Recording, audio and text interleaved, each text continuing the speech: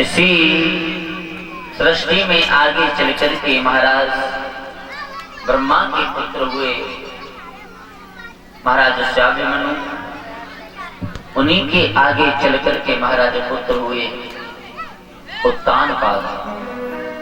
उत्तानपाद प्रियव्रत दो भाई हैं,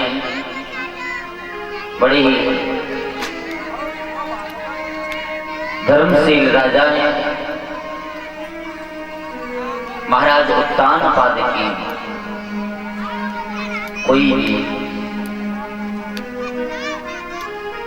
संतान नहीं हुई थी, जिनकी पत्नी का नाम था महाराज सुनीति।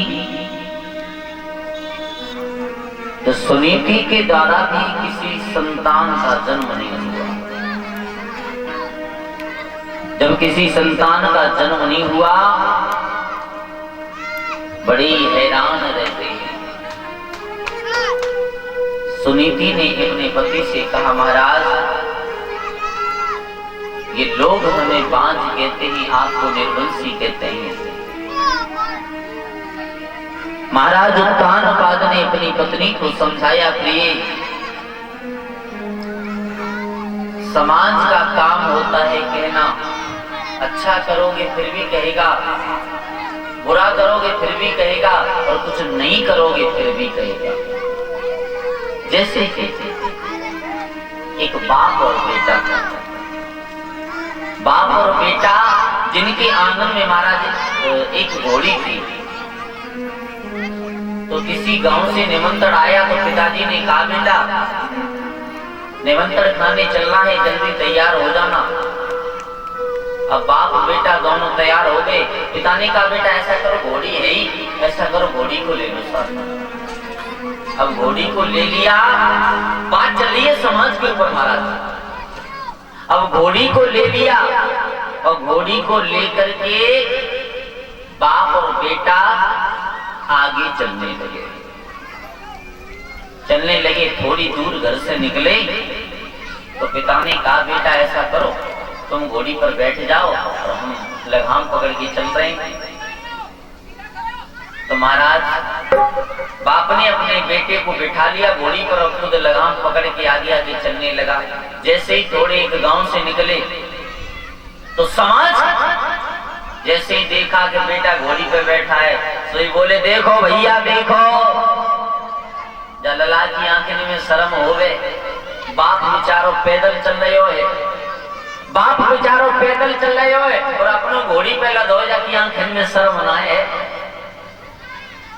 बेटे के मन में ये विचार आया, बोले बात तो सही कह रहे हैं, हम घोड़ी पे बैठे, हमारे पिताजी पैदल चल रहे हैं।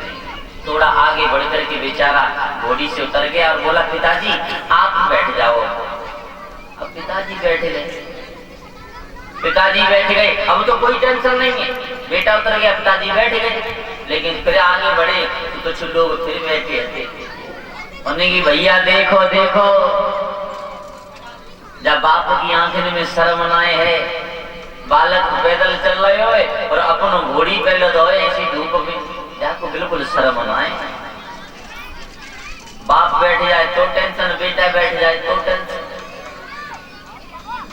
आगे चल करके बाप ने कहा, बेटा ऐसा करो, अब ज्यादा दूर नहीं है, ऐसा करो तुम भी बैठ जाओ, तुम भी बैठ जाओ। अब बाप भी बैठ गया और बेटा भी बैठ गया, दोनों बैठ गए। और जैसे ही दोनों बैठे अब चलने लगे, अब तो कोई टेंशन नहीं, अब तो दोनों बैठ गए। और जैसे ही आगे बढ़े तो कुछ लोग बैठे फिर मिले, बोले, देखो देखो भैया, इनकी आंखें में बिल्कुल शर्म ना है, वो बेजुबान है, वो बोल नहीं पा रही है घोड़ी, तो उसके ऊपर दोनों बाप बेटा कैसे लदे, देखो इन्हें शर्म ना है। बाप बैठ जाए तो टेंशन, बेटा बैठ जाए तो टेंशन, दो बैठ जाए तो टेंशन। आगे चल के बाप ने कहा, बेटा अब थोड़ी दूर और रह गया है, दोनों जने उतर जाओ। अब तो कोई टेंशन नहीं है, अब तो दोनों उतर गए, घोड़ी पकड़ ली एक लंग बाप ने, एक लंग बेटा ने, और घोड़ी की लगाम पकड़ के और आगे आगे चलने लगे। तो कुछ लोग फिर बैठे थे, बोले, भैया देखो देखो, आज की दुनिया में मूर्खन की कमी थोड़ी है। बोले काय? बोले देखो घर घोड़ी और पाइन, घोड़ी हो तो भाई पाइन जाए, देखो इनसे बड़ो मूर्ख को हो।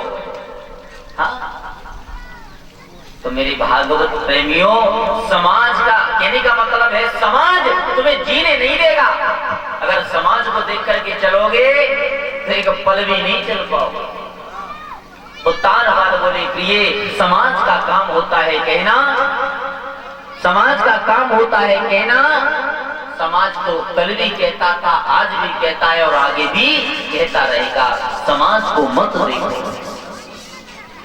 जो करना है वो अपने आप निर्भर होकर के करो। आज मेरे भागवत प्रेमियों, उत्तानवाद ने अपनी पत्नी को समझाया है और